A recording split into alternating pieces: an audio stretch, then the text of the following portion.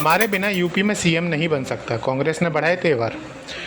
UP विधानसभा चुनाव से पहले सपा कांग्रेस के बीच बयानबाजी तेज हो गई है। कांग्रेस प्रभारी राजेंद्र पाल गौतम ने दावा किया कि कांग्रेस के बिना उत्तर प्रदेश में कोई मुख्यमंत्री नहीं बन सकता। उन्होंने अखिलेश यादव पर निशाना साधते हुए सीट शेयरिंग पर सम्मानजनक समझौते की बात कही। साथ ही बीजेपी के खिलाफ समान विचारधारा वाले दलों से एकजुट होने की अपील की। वंदे मातरम पर कांग्रेस का ऐलान, हम सिर्फ 2 पैरा गाएंगे। वंदे मातरम को लेकर कांग्रेस और बीजेपी में विवाद बढ़ गया है।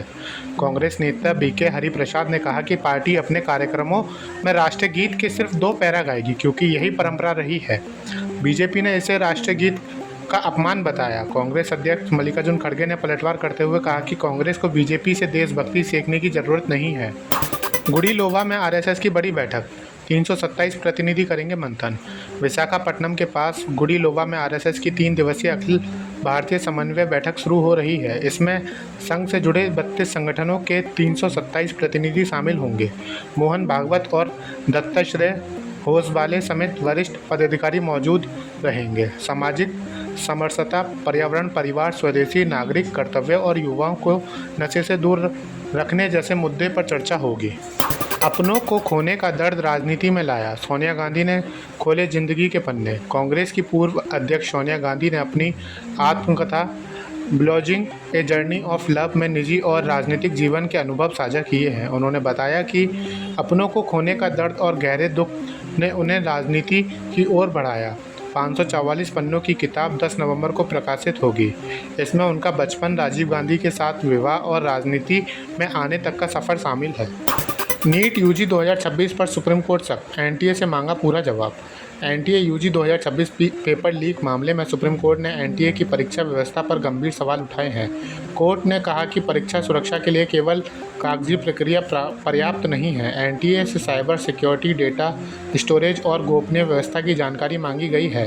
केंद्र सरकार की 3 सप्ताह में विस्तृत हलफनामा दाखिल करने का निर्देश दिया गया है। छात्रों को प्रदर्शन से रोकने वाला आदेश वापस, विजय सरकार का U turn.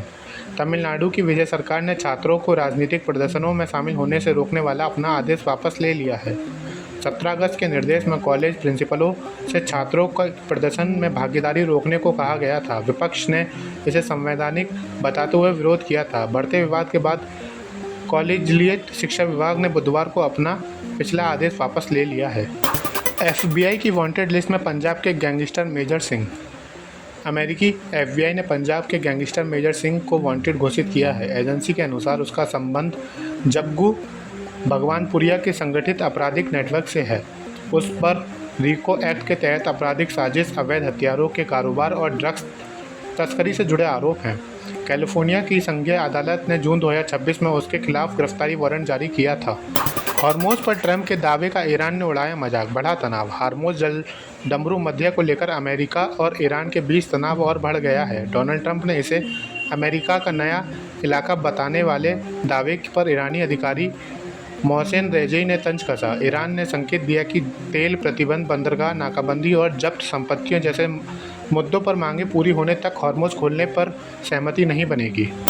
Delhi Karnal root पर दौड़ेंगी एसी इलेक्ट्रिक बसें, 133 किलोमीटर का सफ़र आसान। दिल्ली और करनाल के बीच नई एसी इलेक्ट्रिक बस सेवा शुरू हो गई है। मुख्यमंत्री रेखा गुप्ता और उपराज्यपाल तरनजीत सिंह संधू ने बसों को हरी झंडी दिखाई। 133 किलोमीटर के रूट पर फिलहाल 5 बसें रोजाना दोनों दिशाओं में 10 ट्रिप करेंगी। बस से कश्मीरी गेट से करनाल तक, सिंधु बॉर्डर, मूर्थल और पानीपत समेत प्रमुख स्थानों से गुजरेंगी।